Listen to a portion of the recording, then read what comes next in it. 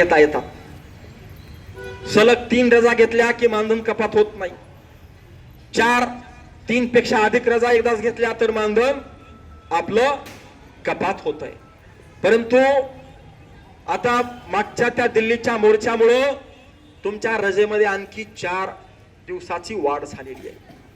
16 अधिक 4 म्हणजे एकदा का परिपत्रक आलं की वर्षभरात 20 रजा तुम्हाला घेता येतील. तसं केंद्र सरकारकडून आपण परिपत्रक काढून घेतलेलं आहे. आता महाराष्ट्र सरकारनं त्याच्यावर अंमलबजावणी करायचं बाकी आहे. ती अंमलबजावणी लवकरात लवकर करा. त्याचं महाराष्ट्राकरिता परिपत्रक काढा असं आम्ही कमिशनर महोदयांना सांगितलेलं आहे. त्याचं सुद्धा परिपत्रक आता लवकर निघेल आणि एकदा हे परिपत्रक आलं की तिथून पुढं म्हणजे साधारणतः 1 एप्रिल 2026 पासून तुम्हाला वर्षात हक्काच्या 20 रजा घेता येतील. यात काही शंका नाही. सध्या कार्यकर्ती 2 प्रकारे रेकॉर्ड ठेवते. पहिला रेकॉर्ड कशामध्ये आहे तुमचं? पोषण ट्रॅकर मध्ये ऑनलाईन. आणि दुसरा रेकॉर्ड रजिस्टर मध्ये.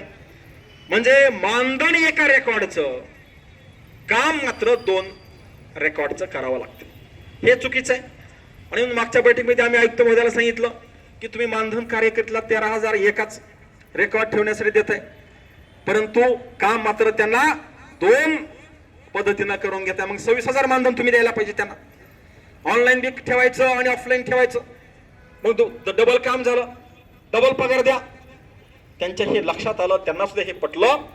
आणि म्हणून आता इथून पुढं तुम्हाला रजिस्टर्स ठेवायची गरज राहणार नाही. काही ठिकाणी 22 रजिस्टर लिहायला सांगतात, काही ठिकाणी 12 रजिस्टर लिहायला सांगतात, काही ठिकाणी आणखीन 14 रजिस्टर 18 रजिस्टर लिहायला सांगतात.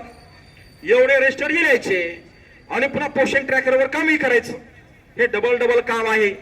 आणि म्हणून आम्ही आयुक्त महोदयाला सांगितलं तुम्ही कोणतं तरी एक रेकॉर्ड कार्यकर्त्याला ठेवायला सांगा. त्यांनी ते मान्य केलेलं आहे. आता तुमचं रेकॉर्ड म्हणजे मोबाईल फोन मधलं पोषण ट्रॅकर ऍप हेच तुमचं सगळं रेकॉर्ड असेल.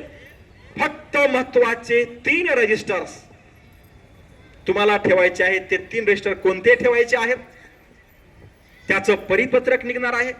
आणि ते एकदा परिपत्रक निघालं की तिथून पुढं रजिस्टर लिहायचं तुमचं बंद होईल. फक्त त्यांनी सांगितलेले 3 रजिस्टर्स आपल्याला लिहायचे आहेत.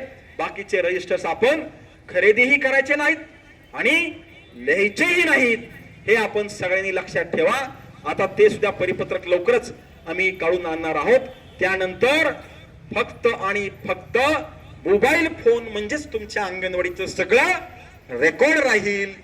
आणि एकदा का पोषण ट्रॅकर मोबाईल फोनवर तुमचं सगळं सरकारनं परमिशन दिली, हेच तुमचं रेकॉर्ड, दुसरं रेकॉर्ड ठेवायचं नाही म्हटलं की माहितीचा अधिकार टाकणाऱ्याला निश्चितपणे चोप बसेल.